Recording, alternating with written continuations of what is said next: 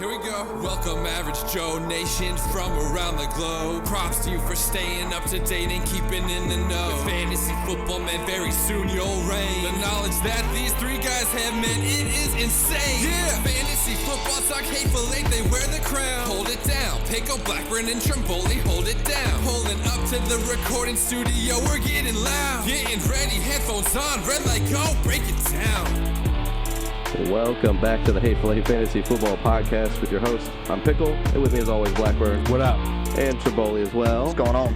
Today, we're going to get into some running back handcuffs in the segment Fantasy Friend Zone that we kind of introduced last year. We had some people that had talked about, are we going to do it again this year? So we decided to bring it back and decided to kind of dabble into it. We're going to probably talk a little bit more on the surface of like what backfield you're more so are susceptible to a running back by committee versus a true clear cut, like this is a handcuff versus like last year with Alvin Kamara and Ingram where they both had their set roles type thing. This is like a setup where we're talking about a guy who, if he was going to see some volume, but probably not enough as the backup, but eventually will, if the starter were to get hurt, he's going to see all the workload and You're going to be like, okay, this is great, perfect. Yeah, there's a lot of committees though now. A lot out there. There really is. I mean, I feel like every year we go straight into where we think that, hey, the solid one running back is going to be the one that's going to come back and kind of fit in. Like, we're going to have one set back, and that's it, and then maybe a passing down back. But there is true running back by committees, more so every year it seems like every team kind of adds that to their fold. So Well, that's because there's always injuries now. I mean, there's a lot more injuries every year. Right. So, but you can find us on Twitter, Facebook, Instagram, on YouTube as well, and then on DATV on Fridays at 10:30 p.m. and then Sundays at 4 p.m. I should say. Sorry. So that's kind of where we're going to go. We're going to get into the sleeper fantasy news and notes. It's a horrible transition, just so we're all on the same page. Fantasy news and notes. Fantasy News and Notes, presented by Sleeper. If you're wanting to stay up to date on all things fantasy news related, make sure you download the app Sleeper. Download it on iOS and Android. I'm sorry, vacation has really killed me on just everyday functioning. It's okay. It's okay. Decided not to shave, decided not to put a hat on, decided just to roll in and record. Listen, it's going to be a good show. You can get it. I think I'll be okay. So, you're a gamer. Grizzly Adams did have a beard. The Grizzly Adams did have a beard. Yes. All right. First thing out the gate, Dallas Cowboys running back Ezekiel Elliott handcuffed at the EDC Music Festival in Las Vegas over the weekend. Apparently, he shoved a security guard onto the ground. The video was shared by TMZ Sports. He was reportedly not formally charged with any crime or arrested, but was temporarily detained. So, what else is new? Another Cowboy in trouble. It happens every year. It seems like Zeke's always in the news. Well, this isn't gonna affect anything. No. And Stephen Jones even came out now, whether it's true or not. Stephen Jones said, "Oh no, we're still dedicated to Zeke, and this is not affecting any type of his communication between him and I, or us and him and his people for contract talks and stuff." So no, he's their guy. Yeah, yep. I'm not worried about it at the point because nothing further than a momentary. Hey, I think it was. From the video that I saw, it just looked like the officer came up after he saw Zeke kind of shove this event security guard to the ground and was kind of detained him to be like, hey, can you collect yourself? Are you good? Do we need to do anything further type thing? Or can you walk out of here on your own? Zeke was like, I'm good, and walked away, and that was the end of it. So now this one, Ian Rappaport reports that Carson Wentz, dealing with a back injury, obviously, will have zero limitations come OTAs. Dude, I love it. I don't care. I think Wentz is going to have a big year. You think so? You think he's going to stay healthy? I don't. Yeah. I think he's going to be hurt again. No, he's hurt. See, I feel like I'm on the fence here with it because I feel like we've seen where he can play, but this was also prior to the injury there in the L.A. Coliseum. But I think since then, he has been okay at average. I mean, I feel like at best. And then but he also was dealing with the back injury and everything else last year.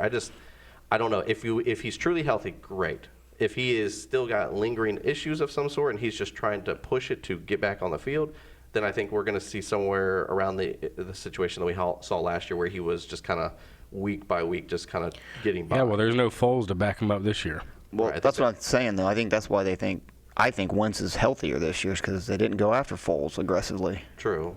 Makes sense. They didn't want to pay Foles what Foles wanted. That's the key. Well, I completely understand So that. they let him roll, and now they have no choice but to say this guy's 100% or whatever. You know, Wentz is only a few years removed before that injury of being the player of the year. I get it. So, I mean, he's got the capability, the talent. I mean, look at Luck. He came back, had a great year last year. Yeah, but Luck also has the #1 offensive line and a bunch of weapons. Oh, we think there's not weapons out in Philadelphia? Not as good as Indianapolis. I think Sanders is going to surprise you in that backfield. I don't know. There's too many running backs down there. There's too many running backs down there. But that's what I love about it. So he's going to pass the ball all over the field. It's going to go to the running back. I mean, Jeffries is still out there in Philadelphia, so. Yeah, we'll see. I don't think he's going to make when it. you get the big tight end Ertz, I love that guy. So. Yeah, that's the guy to have. Right. Yeah. Speaking of the tight end position, Tyler Kroft suffered a broken foot on the first day of OTAs on Monday. Now his week 1 availability is uncertain. It's unfortunate. Yeah. Man. I mean, he just signed like a 3-year deal with Buffalo and then gets hurt. And unfortunately, even if he's ready to play this year, I mean, that's going to be an injury all year. It's going to linger. Yeah, I was going to say. Like the Greg Olsen effect. Exactly. It's Greg Olsen all over. Now, granted, he's younger than Greg Olsen was when he did this injury, but still, I just think this is a time-sensitive, and this is something that you don't want to press your luck. You don't want to push it, and you don't want – if you're wanting him for the season or as much of the season as possible, you've got to let him heal as long as possible and let it ride as much as you can without him being out on the field. And Josh Allen needs as much help as he can get. This is true. I mean, good thing that they did bring in some extra receiving help, but, I mean, I just think that Tyler Kroft being out there was just another dimension to the offense help-wise. But yeah. Aaron Rodgers says he'll be able to be more creative in the new coach, Matt LaFleur's offense, that he was unable to do under McCarthy. So, not surprised. No. Are you excited about this? I mean, just talk. I'm excited that Aaron Rodgers is excited because, I mean, he's the glue that keeps the offense together. I mean, we've seen that when he's out, the offense pretty well falls apart as a whole. So I think this is a good thing. If he's truly, and this is what I think we talked about in the offseason, is Mike McCarthy basically kind of held, I think, Aaron Rodgers back. I think he wanted his way. He was stubborn, set in his ways. Coach was just fine.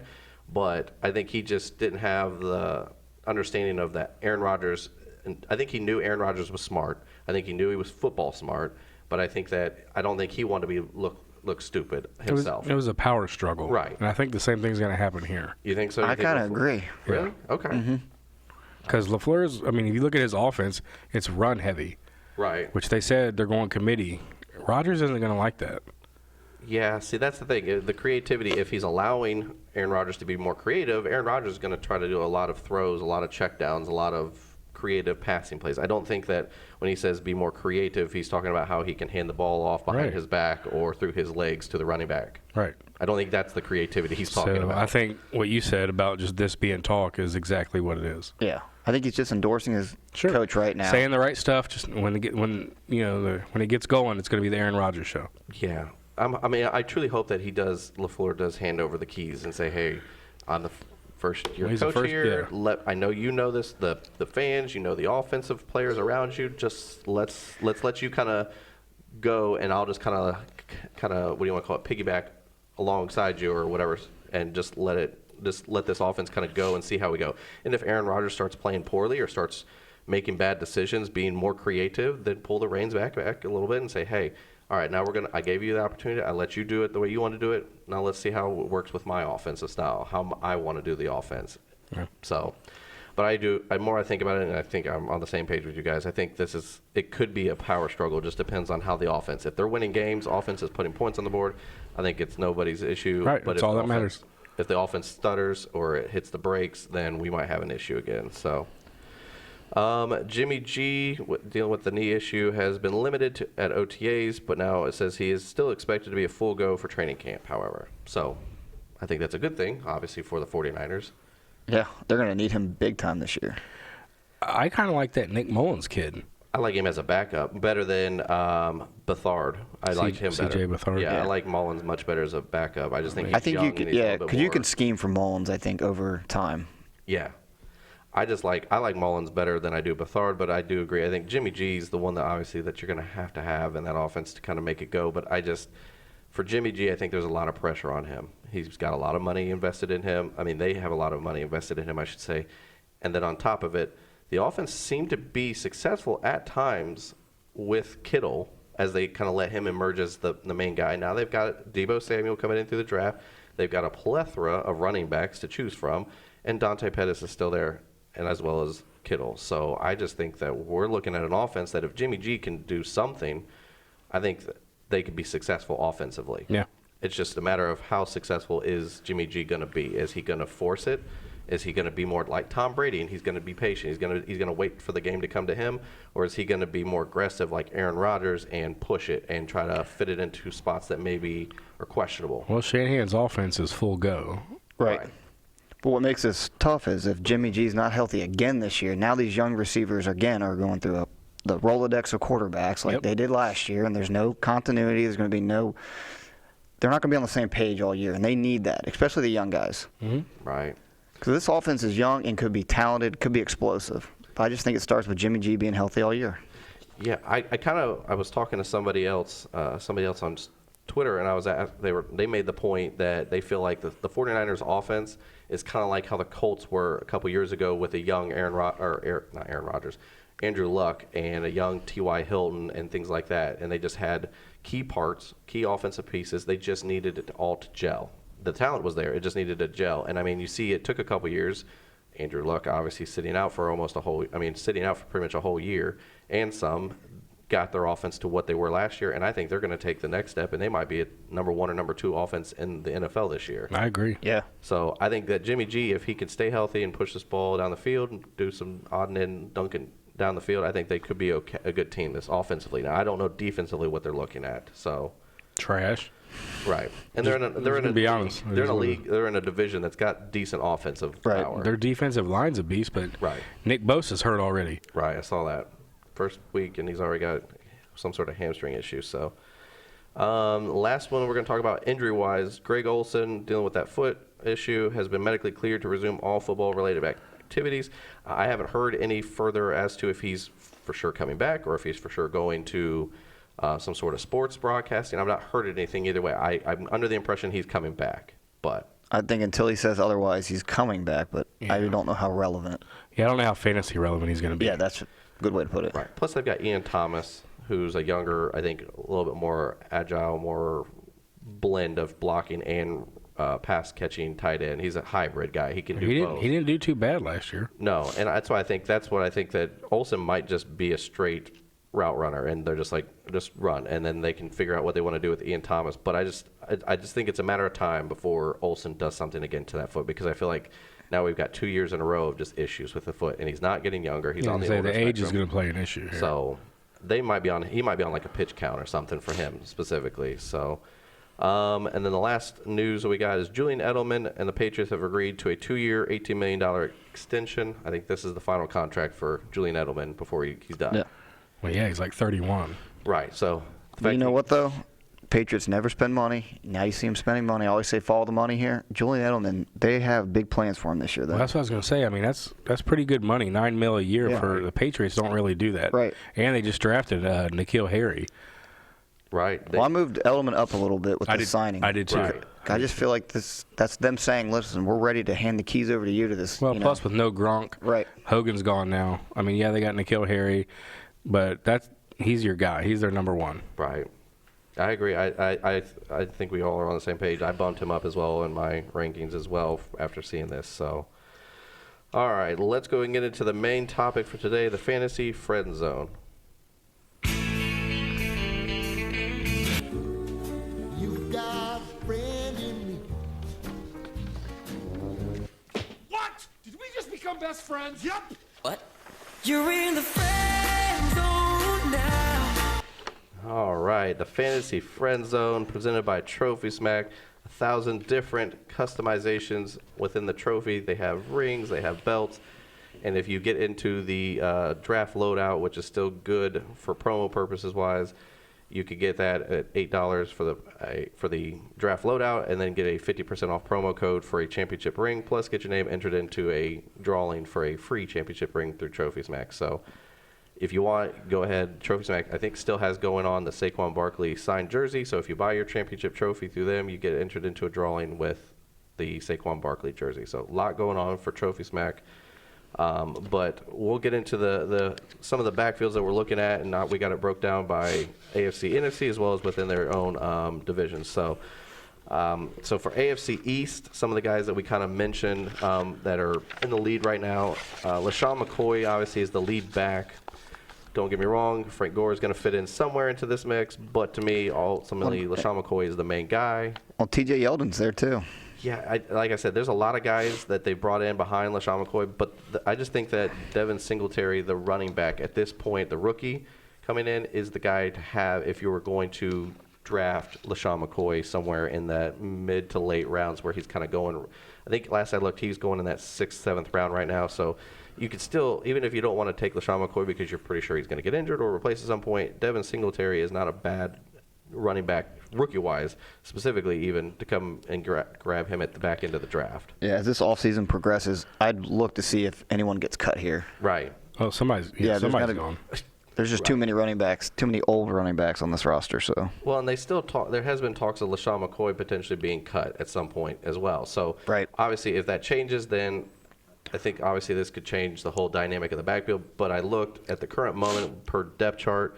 LaShawn McCoy is the number 1, and then 1B essentially for, obviously I'm sure for specific type of plays, is Frank Gore, but then they got Devin Singletary behind that. So that's the way I kind of look at it initially with what we're looking at running back wise, at least for the Buffalo Bills. So staying in the AFC East though, the Miami Dolphins, this one's an interesting one because they did not bring anybody else in worthwhile, but you got Kenyon Drake as the number 1 back, clear cut. I feel like they made that very clear. He is the guy. They're moving forward with him as the guy. But Kalen Ballage is still there. He does have some sort of draft capital with him. I just think that if something were to happen to Kenyon Drake, I got to believe that Kalen Ballage is the guy that's going to get the first shot at it because they didn't bring anybody else name-wise. They let Gore leave. They didn't bring any guys in through the draft, high draft pick-wise. So, I mean, what do you guys – I mean, do you guys think that this is a worthwhile – I mean, we're not talking about you have to take Kalen Ballage if you take Kenyon Drake. We're just saying these are the guys – if you take Kenyon Drake, this is maybe a guy later in the draft that you go pick up just in case. I don't know if he's draftable.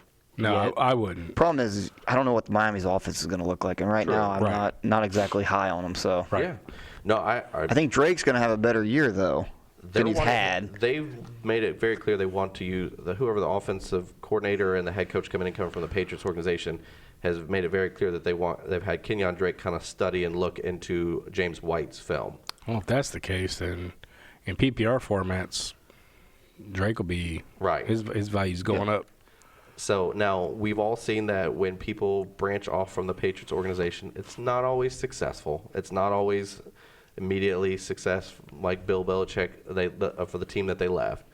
But on the flip side, I do got to believe that if Kenyon Drake is studying anything Patriots offensive related wise, that's got to be something helpful. And if they're using, we'll just say, Josh Rosen and using him and studying Tom Brady film, I mean, you could see potentially something very similar to what you're seeing in New England, which I'm not saying it's going to click like it does in New England, but you could see a very dink and dunk, a lot of short screens, a lot of short routes, a lot of passing plays to the running back. And if that's the case, Kenyon Drake is perfect for that. Right. But New England's system is actually a dual back system. Right.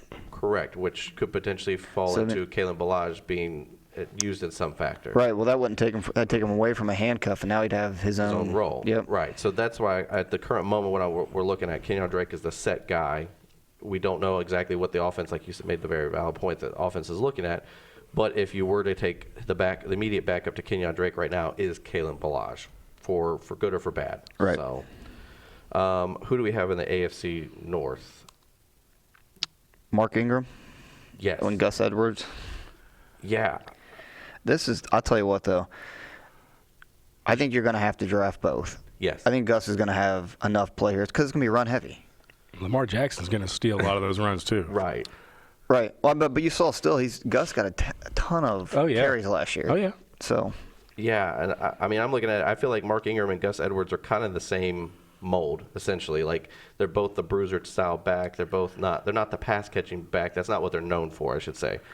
I just feel bad for Mark Ingram because no matter where he goes, like they bring somebody in. He's not the guy. I'm just still not excited though for either one. To be honest with you, I don't think he's going to throw the ball enough. Right. So for PPR standard, there's just not going to be enough there. Right.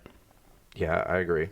All right, moving on to the Steelers. We've got, James Conner as obviously the clear-cut number one in that offense. Who does it all. Who does it all. So the problem is behind him, you have two guys competing at the moment, Jalen Samuels and Benny Snell Jr. out of Kentucky. And we've seen with the offense that's currently still in Pittsburgh being ran, whoever the running back one is, that's the guy.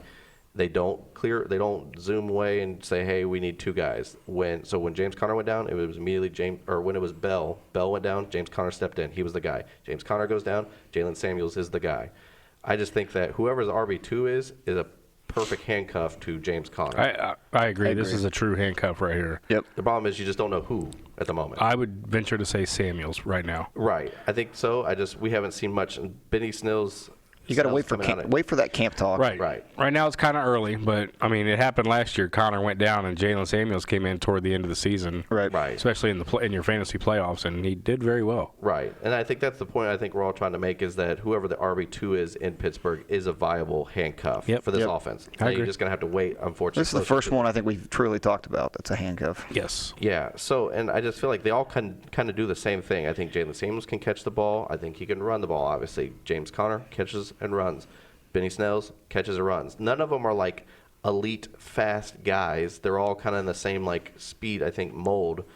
But I just think that whoever the RB2 is with that offense, I think we've all kind of made the same point that that's the guy that you want if you're drafting James Conner, because you're drafting James Conner in that top 8 or 9 picks right now in your first round. So that's a guy that if he's got a handcuff, that's the problem with some of these guys, and we'll talk about is not every one of the top 5 or 6 running backs has a true handcuff that you're going to be like, okay, well, if he gets hurt, slide in running back number 2 right behind him. He's going to take over and be perfectly fine, going to take the full workload. Like Ezekiel, he goes down, I want nobody behind him. I'm not trying to be mean. I like Mike Weber. I have no problem with the kid that they drafted as well with Mike Weber. Rod Smith was viable, but he wasn't fantasy relevant every week when they had him the year that Zeke was out. Christian McCaffrey, there's really nobody behind him that I think that's worthwhile having. I looked at the depth charts, Cameron Artis Payne. I don't want him. All right, who's behind Saquon?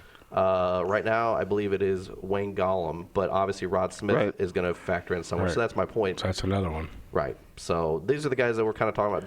This is one of the top running backs that you're going to be able to get a handcuff and feel like, okay, if he goes down, I have somebody that could potentially pick up right where he left off. I want to add a couple guys here in the north. Yeah. Mixon and Bernard. I agree. I think Bernard has shown that he can take over the full load when Mixon is out. And Bernard's going to be worked in a little bit here and there, so he's not a bad handcuff to have right there. And I think the only reason why I didn't put him in was because there's been a lot of talks of if Bernard's even going to be on the day 1 roster or week 1 roster. Yeah, that's the question. Exactly. It's all camp talk still. You got to figure out who's going to still be dumb if they got rid of him. I mean, last year Mixon went out for 2 or 3 games. I picked up Bernard in our PPR league, and he was averaging like 17 points a game.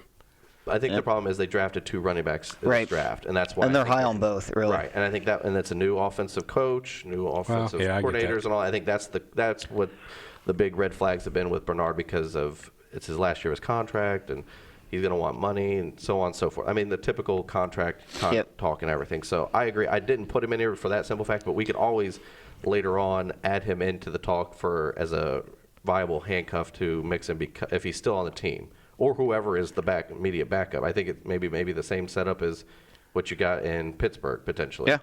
Whoever the RB2 is on the depth chart come day 1. So, and then the AFC South. Who do we have for this? We only had one in the AFC South. So we got Texans, Lamar Miller and Deonta Foreman. Every year it's the same thing. I mean, Lamar Miller didn't have a bad year last year. No, he didn't. But, I mean, he didn't have a spectacular year. I mean, the thing is, he is like that slow and steady running back. Like, he's not going to get you – he's going to get you games where it's, like, great, and there's going to be games where you're like, oh, my gosh, I can't believe I played him.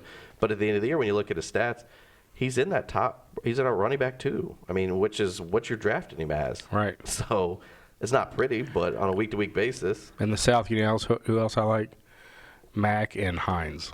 Yeah. I mean, I'm not saying Hines is a true handcuff. No. But if something was to happen to Mack, Hines, I think, would get the majority of the looks. Yeah. They got somebody else there, Spencer too. Ware was the one I was Spencer gonna, that's why I guess we could probably put that in the same context as backfield-wise. I think we got to see what they want to do with Spencer Ware. But the immediate guy behind Mack is Nyheim Hines right now. So, but Spencer Ware, I think, could come in if he could pick up this offense or somewhat. I think he could come in and basically be Right. I just think the Colts will eventually go to, if Mack goes down, they'll have a dual back system now. Probably. Hines is your pass catching back, so. Yeah. Well, they all can catch. Matt can catch. Right. Ware can catch. I just don't think one's going to get a full workload. I think it's going to be kind of divided and split up. But you know what? Back to Houston now. Devontae Foreman could, surpass Miller as on the depth chart in general. Yeah, I mean, I agree. That's why I kind of put it there. I put Lamar Miller is currently the guy. But I think that when we talked about it when I talked about it a couple of weeks ago about Foreman specifically, when you look at his numbers, his rookie year before he got hurt, they were feeding him the ball more often and more frequently than they were Lamar Miller. But they just kind of had to fall back on Miller. Plus, they paid a lot of money for Miller up front. So I just think that they don't have a whole lot invested in Miller at this point. They've got draft capital in Deonta Foreman. I think they want to see it, what they can get out of him. But ultimately, at the moment, it is Lamar Miller's show. But Foreman is not far behind him in the depth chart. Right. Like it's almost like a 1A, 1B at the moment. And at any moment, whoever slips up could be potentially as the set number 2 running back.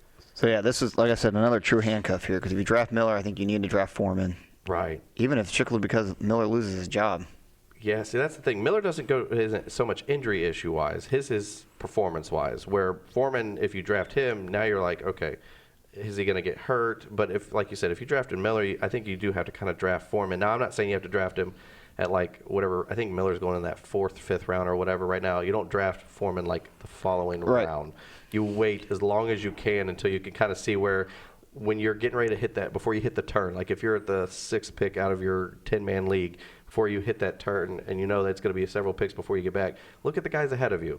Like pick 7, 8, 9, 10, and all the way back. Do they need another running back before it gets back to you? You can always use a running back. Right. So take Foreman at that point or whatever before you go into a turn that you're like, okay, I know that at least 3 of these guys are going to take a running back, and I'm looking at running back so-and-so and Foreman. Maybe we should have started the segment off that way. Don't just draft one guy and then immediately draft his handcuff. Right. Because that's not what we mean here. We just mean take a look at the handcuff, could see what could happen here. Right. Please don't reach. And if you can afford to, it would be in your best interest. Correct. I guess that's a good disclaimer to put into it. So, last year is a perfect example. If you drafted Le'Veon Bell, you had to go get James Conner. Correct. Yeah, and look what happened. And that's exactly it. So, because that's a lot of draft capital you spent on Bell. So Conner needed to be in there. Yeah, he was the 1st or 2nd pick in most drafts. Yeah. True. Yeah, you didn't play it down. So, all right. So AFC West, we got Phillip Lindsay and Royce Freeman. I think this is a true running back handcuff because I think that Lindsay, the more I've looked at it, I think he's going to be the guy. I do think it's going to be a committee of some form, but I think that Lindsay's going to get the more volume overall in that more maybe 70-30 type setup. But it all depends on Lindsay's health and how quickly he comes back because there's a lot of talks that keeps pushing back. Oh, he's not coming back till OTAs. Well, now he's not coming back till training camp. He's not coming back till possibly preseason. So, I mean, there's just a lot of question marks around him. But I do agree that the biggest thing with him is if he's healthy, he's the guy. Royce Freeman's going to be the second running back, which I think that we don't know what we're getting in this offense. Are they going to want to do a 1-2 punch? Are they going to want a solid one running back? And then Royce Freeman's going to come in and spell Lindsay when he gets worn out or tired or goal line situations. I don't know what we're looking at with this Denver offense. Yeah, I couldn't agree anymore. I'm kind of avoiding both. I would take a shot on Lindsay. His ADP right now is like late 3rd, early 4th. I would do that. As long as he's continuing to progress forward in his health recovery-wise, I'm okay with taking Lindsay. It's when we start seeing like little red flags going up like, okay, well, he sat out for practice this week or he's not going to be back until, like I said, until preseason. If we hear at any point he's not going to be back till like halfway through the preseason, and I think you made the point for you comfort-wise was the dress rehearsal week, which was week 3 of the preseason. So if we don't hear anything good until then, there's an issue potentially. So I just don't want a part of a 60-40 split on an offense that I'm not already don't think is going to be that great. So yeah, I just think. But if it's all Lindsay talk coming up to the start of the season, I'm probably going to jump on that Lindsay bandwagon then. Right. So and I think this is the true running back like handcuff that we've been kind of talking about Damian Williams, Carlos Hyde, Kansas City Chiefs. Yeah. Damian Williams is the guy. Carlos Hyde is going to kind of be the backup, true backup, I should say. Well, I heard a rumor the other day. I think I told you about this off air.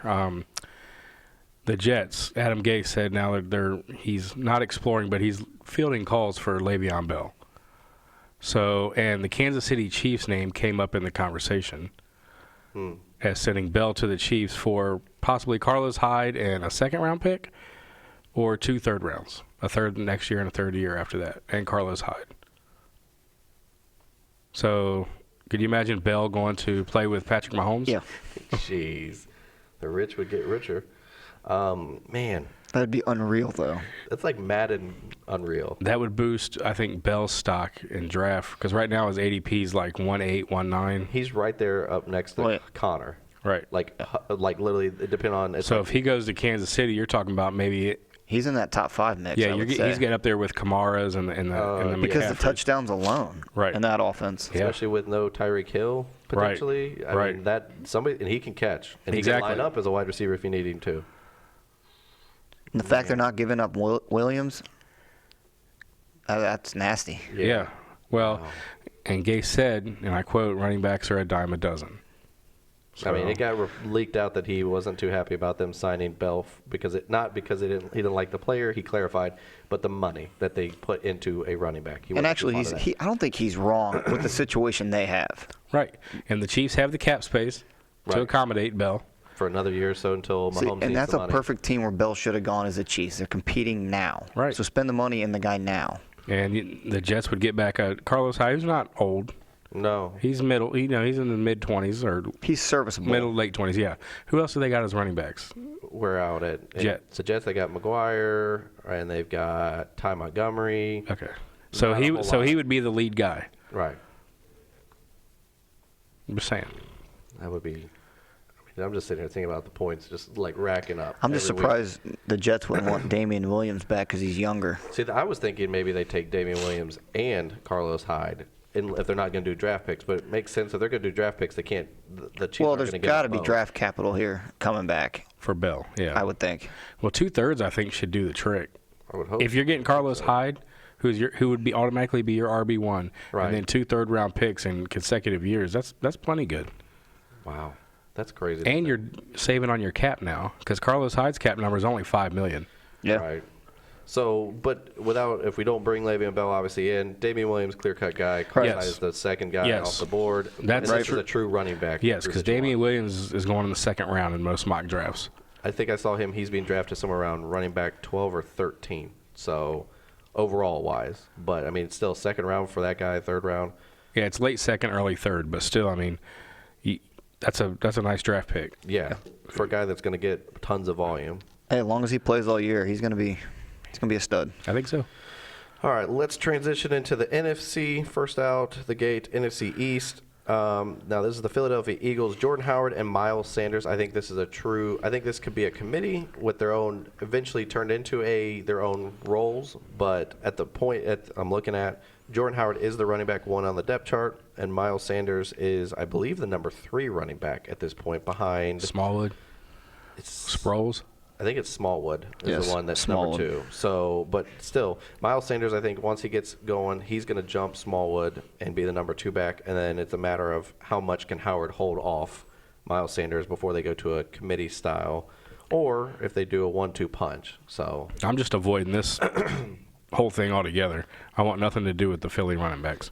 Yeah, I mean, I would if I'm drafting, I'm taking Miles Sanders before I take Jordan Howard if I'm going to draft one of them, because I think eventually at some point it's going to be either a committee, if it's not already, or Miles Sanders gets to be the lead back by the end of the year. So, and to me, you're taking less of a hit if you draft Miles Sanders or he's going than you're taking Jordan Howard. Right. So couldn't agree anymore. The draft capital is a lot less for Miles Sanders right now. Right.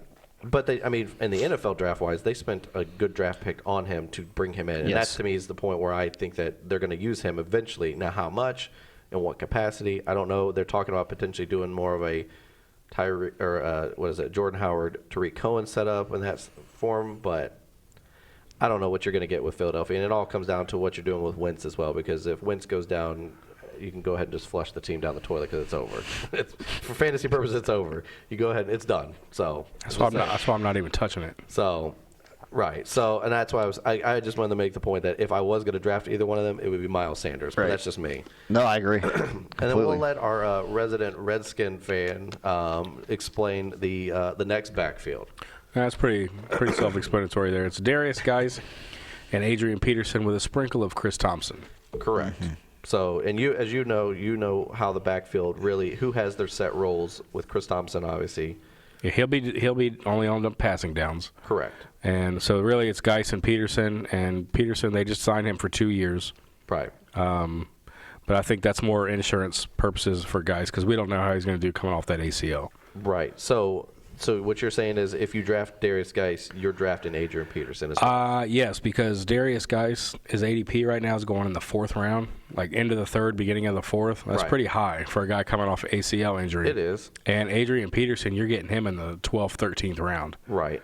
And I was going to say, I think that's what my biggest concern with a lot of the people have talked about with Darius Geis is they think he is talented. They know he's talented. It's their concern is the draft capital, what his ADP is asking for versus what he's coming off injury-wise. That's their only concern. Yep. They said if he plays all 16 games this year, he has top 10 running back potential. The problem is, can he play all 10 games? He didn't even make it through preseason last year. So, and I think that's the biggest concern with Darius Geis. I personally, if I could get Darius Geis probably in that late 4th, early 5th round, I think I'd feel a little bit better. But where he's going in that 3rd, 4th round, I feel like that as long as he continues to progress forward and health-wise and there's no hiccups, no setbacks, then I think that makes him viable. Well, like you said, we'll check out camp, we'll see preseason games, and then we'll get a better idea of it. But to me, if you got your eye on Darius Geis, you better have your other eye on Adrian Peterson. Right. I agree.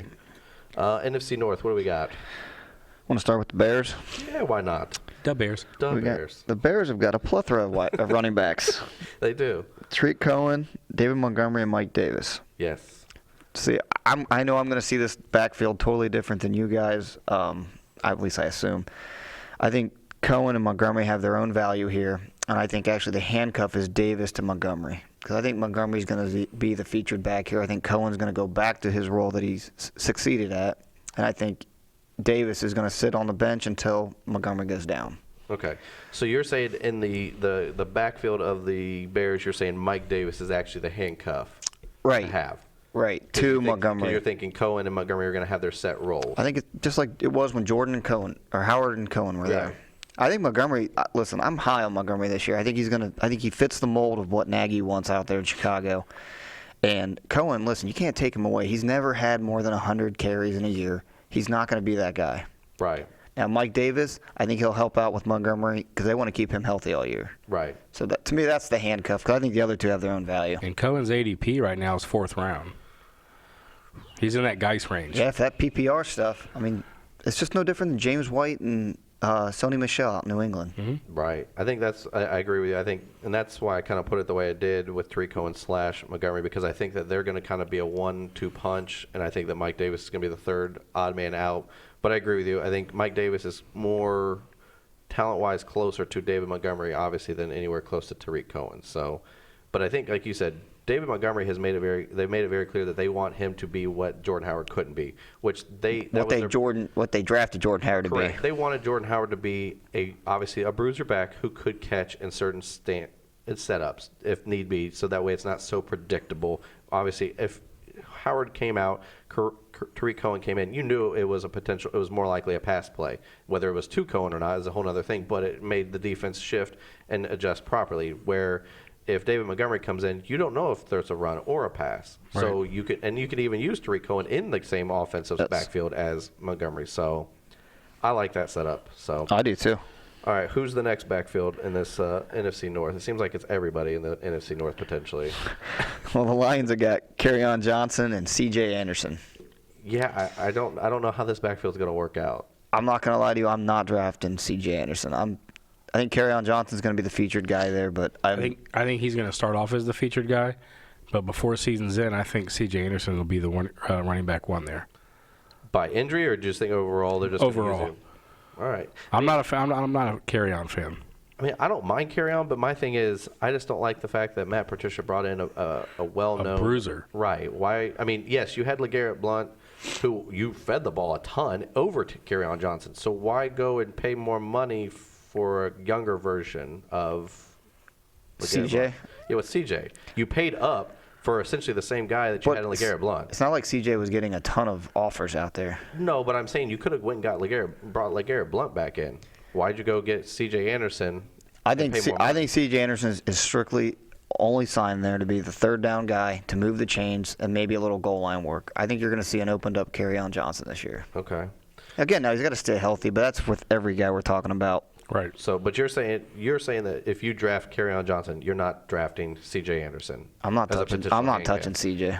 You're not drafting Kerryon Johnson. I'm not drafting either of them. Right. So, But I'm just saying. That's the other thing. So Kerryon itself is a question mark. So do you really want to question mark the backfield second guy too? You want two? Because that's two guys taking up roster spots. yeah, I don't know. That's a major concern right there for me. Right. Two guys that you have no idea what the backfield's really going to be. I mean, it's This will probably be like an Eagle scenario with me. I won't touch either of them.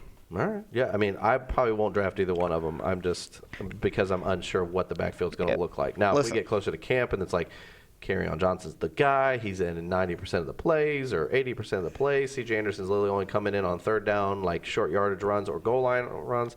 Then I might take a shot at Kerryon Johnson. But until then, I don't feel comfortable drafting. Well, I kind of compare it to what the Colts are going to do. So if, let's say, Kerryon goes down or for any reason he loses his job, well, Theo Riddick is still there too. And there's going to be passes to him. He'll catch the ball, and then Anderson will just be the bruiser guy. I don't think that's enough in this Detroit offense to be fantasy relevant. Right. I agree. I mean, who was the last fantasy back in Detroit to be relevant anyway? Joik Bell, I think, was the last one years ago. Will Abdullah have any love? for like a I mean, year. you know his name? I was going to say Barry Sanders. Wow. Just way say. back. Yeah. So I thought you meant more Recently? recent than that. I know. That's my point. There hasn't been one. And you're right. And they're trying to transition this offense to feature the running back more. Kerryon to me fits the mold the best. He does. But then again, it's still Detroit offense. I know. It's kind of weird. Yeah. All right, and then who's the next the next backfield in this North Division? Man, there's a Rolodex of names here too. It really is. So we'll just go Green Bay. Okay. Aaron Jones and Jamal Williams. Yeah. I guess coin flip. Well, the coach even said it's going to be a committee. Right. He came out and flat out said it in his introductory interview.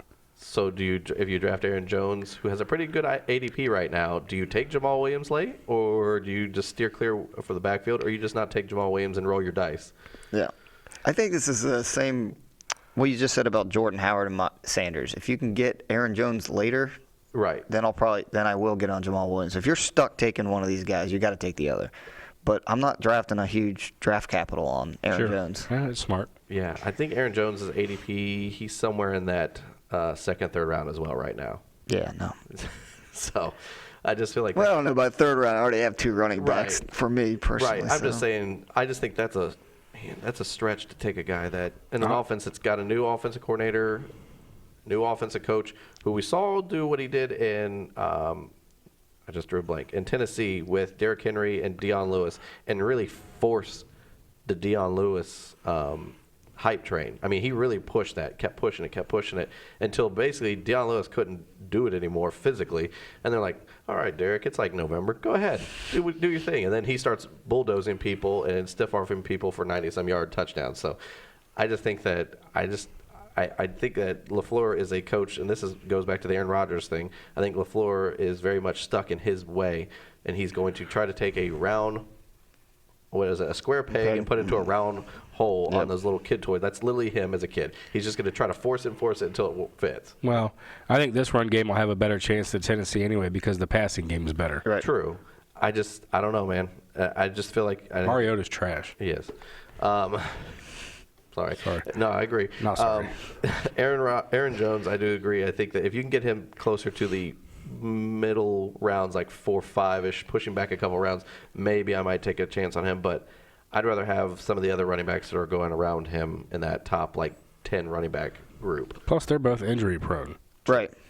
And if they're trying to give them both some sort of pitch count where you're 60-40 or 50-50 or whatever, I don't want to play that game. Well, we've dealt with this for the last two years with these guys. Right. And you saw a little glimmer of hope for Aaron Jones last year. He had a really good stretch, but I think that's what people are going to draft on. Yeah, But they will. unfortunately, it doesn't look like that's what's going to be going forward. No, I don't know. All right, who's the final one in the North that we got? This was a good one. Because Dalvin Cook and Madison out in Minnesota. I almost drew a blank there. I think this is a really good handcuff here. Cook's going to be the featured back.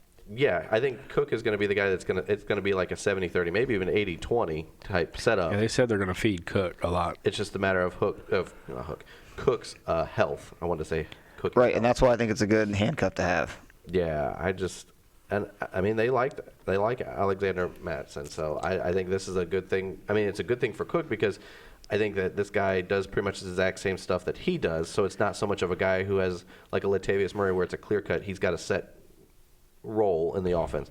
I think for Cook, as long as he is healthy, he's the guy. I just think that Mattison could factor in if Cook starts getting injured or he starts not playing well. That's the biggest thing. Right. So I think if you do take Dalvin Cook, I think you do take Alexander Mattison because the other guys behind him. Well, Minnesota's talking about trying to emphasize the run more this year. They're thinking that could help with the passing game. So Yeah, There's no reason that shouldn't be a top 5 offense.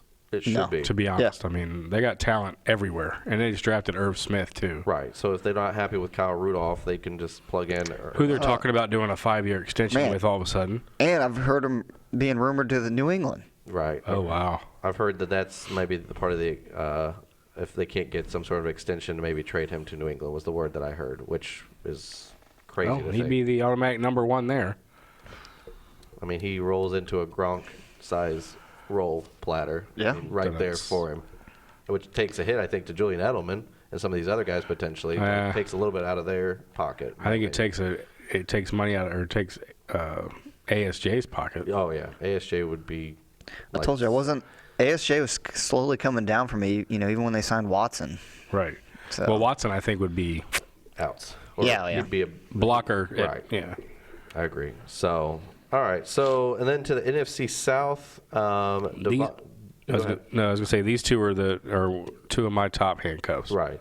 Devonta Freeman and Ito Smith. Both, and we've talked about it, I think Ito Smith is kind of the same player that Devonta Freeman is, and that's why we said that I don't see him ever supplanting or taking over the role in Atlanta. That's why Coleman had his own extra role. He was a different type of back. He could kind of complement Freeman. I don't think Ito Smith can do that. I think he's the same style that Freeman is, and I think that if you take Freeman, given his potential injury risk and or history, I have no problem taking Ito Smith where he's being drafted. Well, plus, Freeman's ADP right now, 2nd round. Right. End of the 2nd, beginning of the 3rd. You can get Ito Smith in the 13th. I would say I've seen him in double digits. Right. He's never rose past like 10 or 11. So even with last year when we talked about potentially Freeman not being healthy to start the season and everything else, Ito Smith, I just think that if you're going to draft Freeman, Ito Smith is a guy that you can draft and feel comfortable to sit him on your bench. And you're not wasting a spot because at any moment he could get called up for injury purposes, and now you've got the number 1 back in the offense. So, right. I like it. I agree. And this one is kind of people might be upset about the comments, might be coming in angrily about this, but with the New Orleans Saints, Alvin Kamara and Latavius Murray. I think Latavius Murray, I'm not saying he's going to etch out a set role or he's going to be a set guy that's going to do exactly what they wanted Mark Ingram or they had Mark Ingram doing. I think that that's a possibility. It's a wait and see, but I do also think that offense was going on all cylinders when it was Kamara only in that backfield. Yes, they probably didn't want to wear down Kamara, but on the flip side, I mean, I've seen Kamara doing some of his workouts and stuff this offseason, and they're working on a lot of things to keep him, I think, well-stretched, healthy, lose some weight, things like that, because they want him for the length of the season. Because I do agree. I think Alvin Kamara is the guy, obviously. We all are on the same page with that. I just think that Latavius Murray is the true handcuff to this if you're going to take Alvin Kamara because why not? Well, I think we're just gonna see what we did last year and the year before. Right. It's going to be 1-2 punch. Right. But you're right. If I'm taking Kamara in that top 3 to 4 picks, right, you bet I'm taking Latavius Murray. Yep. Problem is you're going to have to pay up for Latavius. I don't care. I don't even care. I think he's going to have his own value, though. He is going to have his own value, and right now his ADP is like 7th round. I think so. But just picture if you draft Kamara with your top 4 or 5 picks, and he goes down, and you didn't get Latavius Murray. Well, I know, but I think Latavius Murray's ADP is going to rise to the level Mark Ingram was when he was there. I think it's literally the same thing we had last year. I agree, but So I would pay that price. Right. So I don't know if I'm going to pay within my top 7 picks to have my handcuff already. I probably would. I would if it's I'm taking Kamara. Kamara. Because if you don't, you just lost your best player, and you have nothing to fill it with. I get you. To that level, I mean. I mean, we've seen what Latavius Murray can do as the only back. And in an offense as creative as the Saints, they're going to find a way to maximize his potential and what they can get out of him. Even if Kamara's in there, they're going – I mean, I agree with you. I think that he is – to me, on a week-to-week basis, I think that Latavius Murray is going to be a viable RB2 flex every week. Right. So, to me, if you've got a guy, you draft Kamara as your number 2, number 3 pick overall, you draft Latavius Murray somewhere in that 5th round, right around there, I still think that's well worth it because you still got a guy you could play both Kamara and Latavius Murray and have value in the same roster. I'm not saying do it every week, but I'm just saying there's going to be certain weeks that you're going to look at the offense that they're playing against and be like, yes, this is like 10-plus points for Latavius Murray. I don't know if I'd do 5th, but if it was like 7th round or below, Well, that's why I would do it. that's where I think he's going to end up. That's why I said the 5th round. I feel comfortable. That's the highest I think I could draft. So the issue you're going to have now is do you want to run that stack every week? And that scares me. Yeah. And see, I would look at that owner who has that stack, and I would lowball him for Latavius, because I know That's a good strategy. he's stuck right there. Right. Right. Well, on the flip side. But I think you have to draft them as they each have their own value. Right. So. But I also think that if you take Latavius Murray, you've got to know that, yes, he has his own value, but like we said, if Kamara goes down, he immediately slides right into that RB1 getting all of the workload. True. So you're drafting him banking on not only Kamara playing all 16 games, but also on the fact that you're banking that if worst case scenario happens, you can play him as your flex on a week-to-week basis and feel comfortable. I feel like Latavius Murray, I feel okay. Now, when you get to your bye week, then you've now got 2 guys that you've got to fill spots-wise. So that's the problem. That's 1 week in your season. And if Latavius Murray is getting you RB2 numbers every week with Kamara being RB1 numbers, you could care less. You're probably winning most of your weeks. I mean, it's the weeks that you had Ingram and Kamara that year that they were both in the top, 6? Yeah. You didn't care that you drafted Ingram and Kamara because they were rolling through teams left and right. To me, the potential, the upsides is greater. It's worth it to me. You're banking that the floor doesn't fall out from underneath the team. If the floor falls out and you've got Kamara and Latavius Murray, and knock on wood, let's pray that they don't both go down. If you drafted both of them, and let's just say Kamara gets hurt, next week Latavius Murray gets hurt, now you are, oh no, it's a pucker factor at this moment. Yeah. I get what you're saying. I guess my definition of when I think of handcuff, I don't want to spend a huge draft capital. It's what if happens. Right. And this, I feel like you could play them both. So for me, if I'm going to draft him, Latavius Murray, that is, at his ADP, if it does rise, I'm drafting him because I think I can play him every week, or at least have the ability to flex him in that flex spot. Right. And I think on the other side with drafting Kamara, if you don't draft Kamara, if you miss out on Kamara, I think you could draft Latavius Murray, and now you've got a piece that you can kind of dangle in front of the Kamara owner and be like, hey, anytime you want, Yeah. I'll be willing Use to it help. to your favor. I trade for him now because if Kamara goes down, the price is going to go up very quickly. That's why trading is awesome. So I love trade season. we all know. So, all right, let's get into the final part of this, the NFC West. This one is the question mark for me. The first one? Yes. And this is why I put it there. Todd Gurley and Darrell Henderson, kid out of Memphis, rookie. They drafted him with enough draft capital that everybody is now A lot of draft capital. fearful of what you're going to get with Todd Gurley. I'm still kind of hanging on that maybe Todd Gurley will be okay, but Well, his ADP's dropping right now. it has slowly kind of gone down. But I will tell you, this is a true handcuff for me. Yes, I think it's the biggest epitome one. of what it yeah. is. Because Todd Gurley is somewhere in that he's still going in first round. I've seen him still going first round, second round. I've seen him, the lowest I've seen him drop is second round, middle of the second round in a 10-man team. It's mainly between like 1-7 and like 2-4. Right. So even so, I mean, I don't have a problem drafting. Now, if I get Gurley in that second round and I drafted a running back in the first round, I'm okay. I don't know if I will. I still probably will take Darrell Henderson, but I think that makes where I'm going to draft him push him back a little bit farther. Now, if you take Todd Gurley in the first round, I hate to say it, but you're probably going to have to take Darrell Henderson in an uncomfortable pick spot that you don't want to have to take. And that's the question mark. So, to me, is it better to take Todd Gurley and try to move up and get somebody like Darrell Henderson and have to potentially reach, which we don't want to do? Or do you just kind of let Todd Gurley go and say, I'm sorry, I like what you could be, but I don't like what you could also be? Man, I guess it depends on where he falls. First round, are you taking Todd Gurley at the, we'll say 1-9, 110, so right at the turn? Yes, absolutely. Yes. Okay. So if, Okay, let's do it right now. It's a 6-7 spot. That's where the question marks come from. Yes. Because would you rather have Todd Gurley or would you rather have DeAndre Hopkins?